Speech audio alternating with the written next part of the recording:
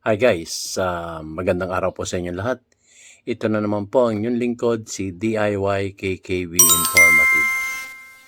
At matutunghayan po natin ang ating kagalang-galang dating Pangulong Rodrigo Roa Duterte. At sasagutin niya rito, may tanong ang press, ang reporter, kung ano yung kanyang saloobin dito sa pagpasok ng ICC.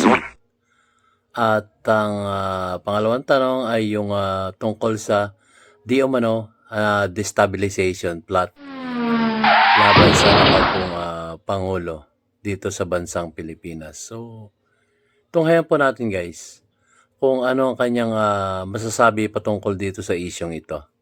Tungkol sa ICC at sa destabilization plot di umano.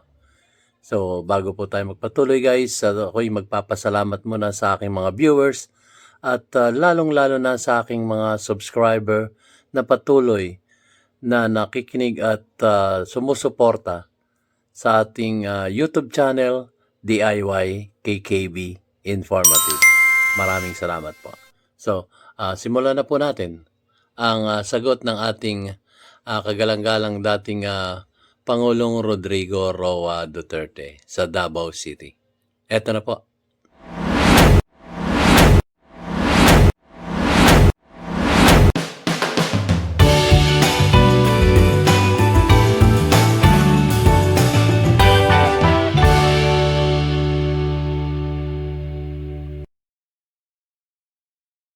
Do you feel being singled out? Because seriously, things happen, like the custody filing of the case, you have the ICC, and now you have the SMNI, and what's more do we expect from other camp to hit you? And how would you feel about it, and how would you handle this? Let me be very clear on this. Marcos has nothing to do with the ICC. It is the fucking ICC interfering in our private affairs, in the sense that it intrudes into the sovereignty of the other nations. Marcos, walang ano dyan. I am not in any way dragging him into the picture. Wala. Matagal na yan, ICC na yan. Wala pa siya sa picture. Nandiyan na yung ICC na yan. Ganito na lang. If ICC is or huwag na natin bigyan ng importansya yung ICC. Let me just address the Filipino people for once. If there is anything that I did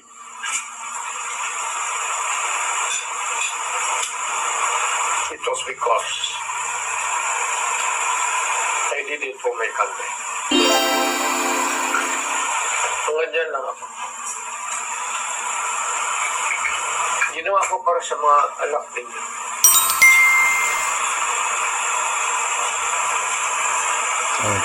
Kayaan mo yung ICC, kayaan mo lang pakialam sa kanila. Kung may ginawa man ako, kung tingin ng iba tama, kung tingin ng iba mali, wala akong pakialam. Basta ginawa ko para sa bayan ko, para sa mga anak ko. Komentahan pa natin. Ayan, yun nga ang sabi ng ating dating Pangulong Rodrigo Roa Duterte, si Tatay Digong, na hayaan nyo lang yung ICC pumasok dito. Wala siyang pakialam. Kaya sabi nga niya sa taong bayan, nag-address na nga siya ng kanyang pananalita. Bayaan niya yan kasi nung panahon na yun, inarya na yung ICC. Kumbaga, nag-withdraw tayo ng sa ICC, di ba? Tapos pinababalik nila. Hayaan nyo lang siya. At siya na mismo, alam na niya yung gagawin niya. Dating Pangulo siya eh.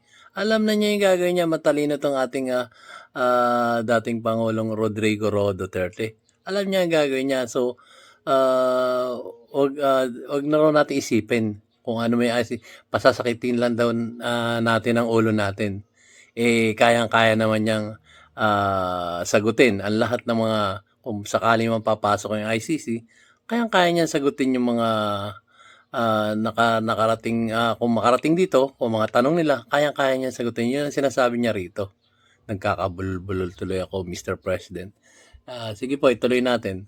At tunghayan naman natin yung sasabihin niyo sa destabilization. Eto, tuloy natin. So, wag na nating, yung ICC na yan, bayaan mo lang sila. Sa akin yung comment box, kung todo yung mga ICC. Nariyan na ICC, sabihin ganun sa comment box ko.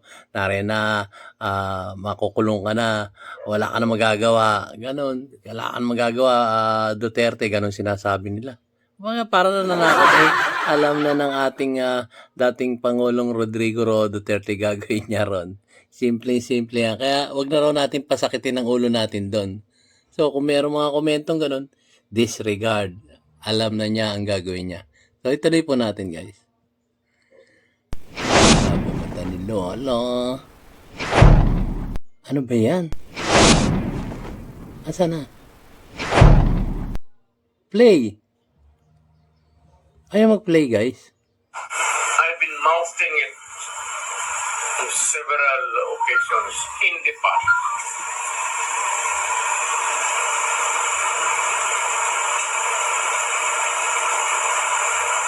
Next question. They can go ahead and have yung ICC. Let Oh. them come in. They can go in and out. As a matter of fact, I do not really care if they are here to stay, to investigate, to stay here forever, or to stay here for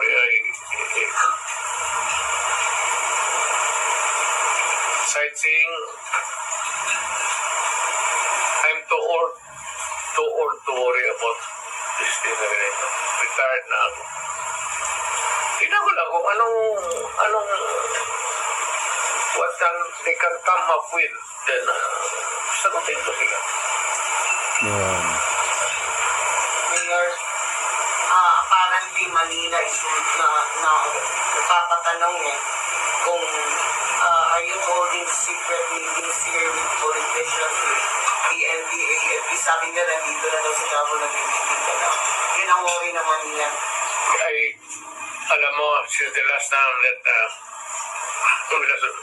bisita sa Adar, isa lang ang bingyan tainga ko ngayon, dalawa na you have to either I have to read your lips or you have to talk Ayun. kasi ang ano mo. May diferensya na tayo. You're meeting with PNPs, PNP officers, with us, armed forces officials, other politicians and other your mom, you have plans, secret meetings for the staff, Ako? Yeah. Sino maniwala sa akin? Nagkalit siya. They're meeting you daw, hindi yun ang basta gusto lang namin lang ganito. Secret meeting daw kayo. Kaya yun ang worry ng Manila, kaya pa-check sa akin. Sino naman gagong pulis o pati military na mag-ipag-meeting sa akin so this stuff? They must be crazy. Who do you think is, nag-leak ng mga ganyan ng mga balita? Malay naman niya. What do I think? It's order and security maybe. It's all in the mind. Why would I bother to tinker with these things as this... bakit ko hindi ginawa yan nung when I was at the height of my naging presidente na ako? Komentuhan natin, guys. Well, Yan po yung guys yung lumalabas na ugong-ugong balibalita na siya raw ang nangunguna sa destabilization. Ayan, siya na mismo ang sumagot. Bakit? Why I bother to? Ganon nga sabi niya. Na, destabilize. Di sana, sabi nga niya na dapat noon pa niya ginawa yun. Di ba may umuugong ng presidente siya? May umuugong-ugong na hindi na siya bababa sa kanyang posisyon. Yung mga mga kritisismo lumalabas nung panahon niya na siya ay nakaupo bilang isang presidente ng Pilipinas. Gagamitin niya yung military kasi maalala nyo guys, ang more of his cabinets, mga military. Tapos lumugong kaya mga military yan kasi may balak na hindi na bumaba ng pagiging presidente yan. Ngayon kayo magsalita. Tapos ngayon, ipapasok niyo yung destabilization dahil sa sundalo. Noong panahon niya, ng presidente siya, hindi niya ginamit ang mga military para lumawak pa o humaba pa yung kanyang posisyon. Ngayon pa, bumaba na siya, tsaka siya maggagawa ng destabilization. Sabi nga niya, crazy lang yun. Mga loko-loko lang yung mga nag-iisip nun. Retired na nga siya, gusto na nga rin niyang gusto nga na nga rin niyang kumbaga enjoy na niya yung kanyang nalalabing buhay dito sa mundong ibabaw. Kasi ramdam na niya at ramdam na niya, miski nga ako may edad na ako, ramdam ko na rin na malapit na ako sa finish line dito sa ibabaw ng mundo. Kaya sana naman po yung iba, huwag na kayo gumawa ng istorya. Retired na nga retired na nga yung ating Tatay Digong. Tapos, i-issuean nyo pa ng ganyan. Wala ba kayong katigil-tigil? Kaya nung vlog ko nun, wala silang katigil-tigil ng kritisismo. Pero, noong time niya, wala siyang pinasarang Facebook. Wala siyang kill na mga YouTube channels. Wala talaga. Open siya. May democracy tayo nun. May freedom of speech tayo nun. Kaya nga yung kanyang interview, yung pinalabas ko noong nakaraan, diba? So, freedom of speech nyo, magsalita kayo na magsalita. Kaya lang, criticize nyo ako. Siyempre, bawal na ba ako mag-criticize sa inyo? Ganun ang sinasabi niya nung kanyang press con nung nakaraan niyang pagiging presidente. Kinikriticize nyo ako, natural, bawal ako i-criticize. Kaya ang pinatutungkol niya, yung mga nagkikriticize sa kanya. So, yun. Retired na ang ating Tatay Digong. Sana naman tantanan nyo na siya. Humahanap na kayo ng ibang makikriticize kasi itong ating dating Pangulo gusto na niyang i-enjoy yung kanyang buhay. Dito, yung nalalabi niyang buhay. Wala pa rin kayong katigil-tigil. Grabe na ba? Ganun na ba kayo ayoko naman sabihin ganun na ba kayo kasama? Hindi po, pasintabi po doon sa tinatamaan. Hindi ko naman po gusto kayong patamaan. Kaya lang, tantanan na po natin guys. Tantanan na natin. Yung ating Tatay Digong gusto niyang mamuhay ng kumbaga maayos, walang iniisip. May edad na to Ilang taon na to? Mag-80 years old na to. Tantanan nyo na po. Ako na po ang magmamakawa, tantanan nyo na po. Gusto na po niyang mamuhay ng tahimik at alagaan yung kanyang mga apo at bigay yung kanyang quality time sa kanyang asawa. Yung mga anak naman may mga sarili-sarili ng patitigas na mga buto niya kaya na nila yung sarili nila. Pero itong ating dating Pangulong Rodrigo Roa Duterte, tantanan nyo na po. Please lang po. Gusto na niyang maging kalmado yung kanyang pag-iisip. Ito nga marami pang tanong ang mga reporter pero kumbaga sinasagot lang niya kasi ayaw naman niya maging bastos. Narin na nga sa press ko, sasagutin lang niya kung ano yung mga tanong ng mga reporters. So, muli po, guys, yung mga nagkikriticize sa ating Tatay Digong, stop na po. Bigyan natin siya ng katiwasayan ng pag-iisip at hamos siyang mamuhay na ng tahimik kasama ang kanyang mga apo. Yung mga apo at saka kanyang anak at saka kanyang asawa ngayon. So, yun lang po guys. So, ituloy po natin yung sinasabing destabilization kasi hindi nga naman totoo raw. Yun. Nung height of presidency niya, ba't hindi niya ginawa yun? Hindi niya ginawa kasi hindi niya gagawin yun. Yung destabilization na yun. Ito po, tuloy natin. For what purpose? Ayun. To what? Pay somebody else? In case of Marcos? I'm comfortable with Marcos. Why should I replace him? And who am I to replace him at this time of my life?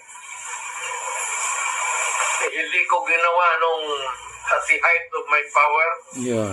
Ngayon pa nanahimik na ako. Huwag na silang it's either they're bullshitting around or just plain insecurity. But whatever, I'd like to, na presidente na ako, wala na akong, I'm quite contented or I'm quite content with what I have achieved for myself, for my family, and for my country. Okay na ako doon. Wala na ako. If there's somebody who'd like to fuck with this country, let him do it. Wala na akong kasali niya.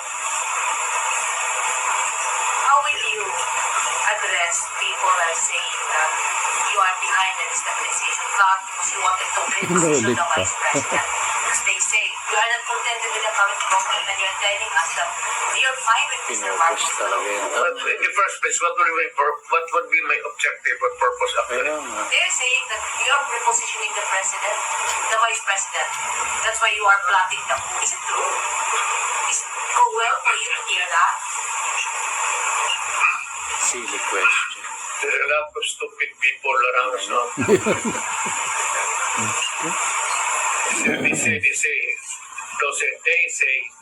They are the stupid people saying these are the things that they would like to.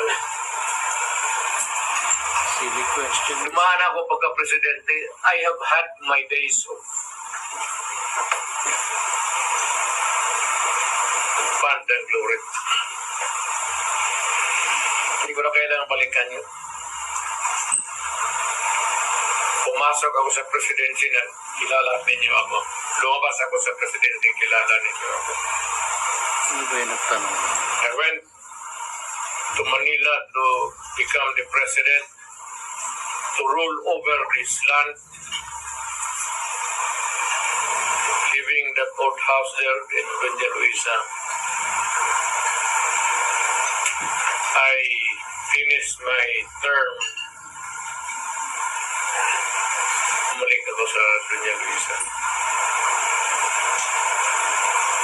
Given the circumstances and talks which you said have nothing to do with it, you're fine with yourself, how do you ask the Filipino people to unite for a common good at this point in time, sir? Well, let others do it. I'm through. Ibig sabihin, Pahinga na. Oy, Cordapia, ganito yan, tapos na ako. I have my time. I was given a time to be there to contribute something to my country. Tapos na. Wala. Okay, let's give an answer. Ayun, guys, ano natin konti, ha? Ito po, yun nga po, patapos na tayo. Sinasabi niya rito, yun nga, sinasabi nga ng isang reporter. So, ipinoposition mo. Kaya ganito, pinoposition mo yung anak mo bilang magiging susunod na presidente. Sabi nga niya, tapos na siya. Huwag na siyang i-connect doon. Yun sa mga bagay na kagaya ng sa ICC, sa destabilization, tapos na nga siya.